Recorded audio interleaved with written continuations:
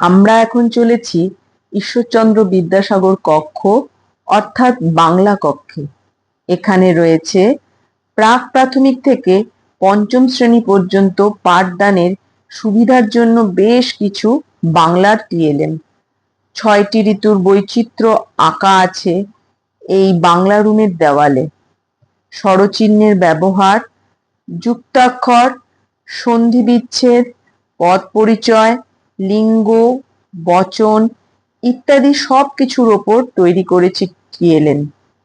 বাচ্চাদের অক্ষর জ্ঞান হয়েছে কিনা তা মূল্যায়নের জন্যও রয়েছে টিএলএম। প্রসেনজিৎ গিরি স্যারের সাহায্যে বাংলা কক্ষের কয়েকটা টিএলএম এর নমুনা দেখানোর চেষ্টা করছি। এই টিএলএমটির দ্বারা ছেলেরা স্বরবর্ণ এবং ব্যঞ্জনবর্ণ এবং স্বরচিহ্ন জানতে পারছে কিনা আমরা বুঝতে পারি। রেনুমা, তুমি উঠে দাঁড়াও দেখি। এটা কি বলো? দো। দো এখান থেকে কোথায় আছে? এই তো। আমরা বাকি স্বরবর্ণ এবং ব্যঞ্জনবর্ণ স্বরচিহ্নগুলো আমরা এই বাক্সে টিএলএম এর দ্বারা ছেলেদেরা জানতে পারছে কিনা আমরা বুঝতে পারি। এটা হলো প্রজাপতি টিএলএম। এই টিএলএম এর দ্বারা আমরা স্বরচিহ্নগুলো বাচ্চাদেরকে শেখাই। যেমন এটা কি আছে বলো? আকার যা। এইটা কি? বর্গের জয় হাতপাই জি। এটা কি?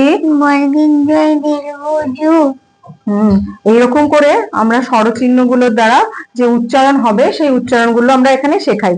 এখানে এক্ষেত্রে এই যে এখানে বর্ণ বর্গের জয় এখানে ঢোকানো আছে, এখানে এই বর্ণগুলোকে আমরা চেঞ্জ করে আরো এখানে আমাদের অনেক সব বর্ণগুলো রাখা আছে, এই বর্ণগুলো দিয়েও আমরা বাচ্চাদের শেখাতে পারি। সবাই স্বরচিহ্ন হাতে নিয়ে দাঁড়িয়ে আছে। এখানে যে কার্ডগুলো দেখা যাচ্ছে সর্বশিক্ষা মিশন থেকে আমাদের দেওয়া হয়েছে, এই কার্ডগুলোকে লাঠি লাগিয়ে এগুলোকে আমরা সহজে ব্যবহারযোগ্য করে তুলেছি। এখন আমরা এই স্বরচিহ্নগুলোকে কিভাবে আমরা খেলার মাধ্যমে বোঝাই তা আমরা দেখাবো। নয়না এখানে এসো। এটা কি হলো? হ্যাঁ, দন্তাস্বর পাশে আকার হলো সা। এবার রেনুমা এসো।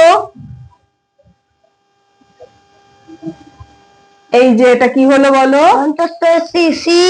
হ্যাঁ, ভেরি গুড।